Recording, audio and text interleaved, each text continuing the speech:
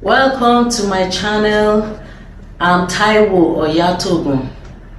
In this space, we talk about everything faith, relationships, and common sense.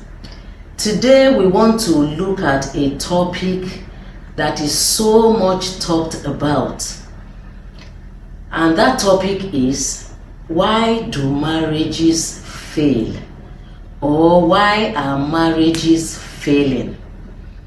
I want to say that it will be hasty to say marriages are failing. Of course, marriages are working, but there are a few marriages that were bound to fail from the beginning. What do I mean by that? A marriage that is entered into with the wrong mindset will already fail because before the marriage begins.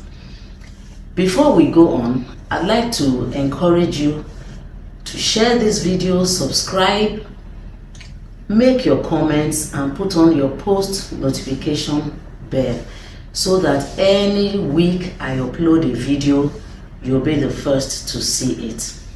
Everything that has to do with relationships, faith, and common sense will be talked about here. So if this is content that you think you're interested in, please stay on. So let's go back to before marriages. When we go into the dating relationship, or what some people would prefer to call courtship, the way we go into courtship and the way we date will affect the way our marriages will go. For instance, when you are dating, what are the reasons for which you went into that dating relationship? Some people go to date because they see their mates dating. Oh, I am the only one who is not in a relationship. My mates are all dating one person or the other. My mates are in courtship. I just have to date. There is no reason for them to date, but they just go and join themselves to somebody else because others are dating. Some people think it's just the next natural thing to do. I'm out of school. I have a very good job. The next thing is to date. That also is the wrong reason for dating. Every wrong reason that makes you go to date will already make the marriage fail from the beginning. Some people think it's an achievement. Oh, marriage is an achievement.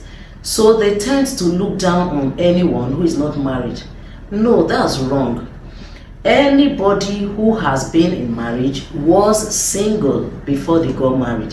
So singleness is a blessing. It's not a curse. So don't look down on yourself, and don't give anybody permission to look down on you because you are single. Don't let anybody rush you into going into a dating relationship. Other people think they need someone to pay their bills. Oh, if I get married now, this rent will be shared by two. If I get married, there will be someone to do my laundry. No. That is another wrong reason for dating. Please don't date for the wrong reason, otherwise the marriage will fail. Another reason that makes marriage fail is when people marry because they want to pity another person. Dating and getting married out of pity will not sustain a marriage. Somebody probably was going through a difficult time, and then you became of assistance to them, and you just thought, oh, that girl has been going through stuff, or this guy has been going through a lot of challenges, or nobody wants to talk to him, or nobody wants to associate with her, so you go ahead and date him or date her. That is a wrong reason for dating. It will not sustain a marriage. Another reason for going into marriage that makes marriage fail is to reward somebody. Oh, she was so good to me in my low times. So you want to reward her. So you go ahead and date her. Marrying somebody out of pity will not sustain a marriage. For others, it's because of family affiliation. They want to be identified with a particular family. So they just look out for people whom they think belong to their status or their social group. Do not marry somebody because you think if you marry into that family, you'll be comfortable. These and many other reasons are the wrong reasons for dating and for getting into marriage. So having said that, what is the right reason for dating?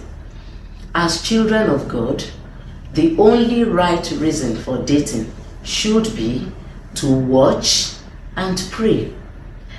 We are already told in the Bible to watch and pray.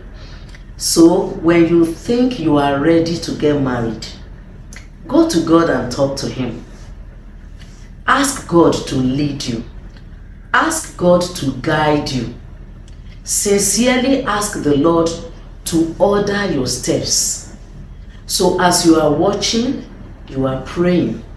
When the Lord leads you to anyone you think or you perceive He's leading you to, you begin to study the person when you have entered into a committed relationship with that person. But I beg you, hear from God before you enter into any relationship. I have heard someone say that the worst thing that can happen to you on earth, apart from going to hell, is enter a wrong relationship. A wrong relationship will mess up your life.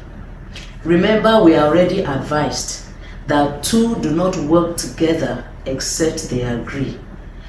Unequal yoking will not sustain any marriage.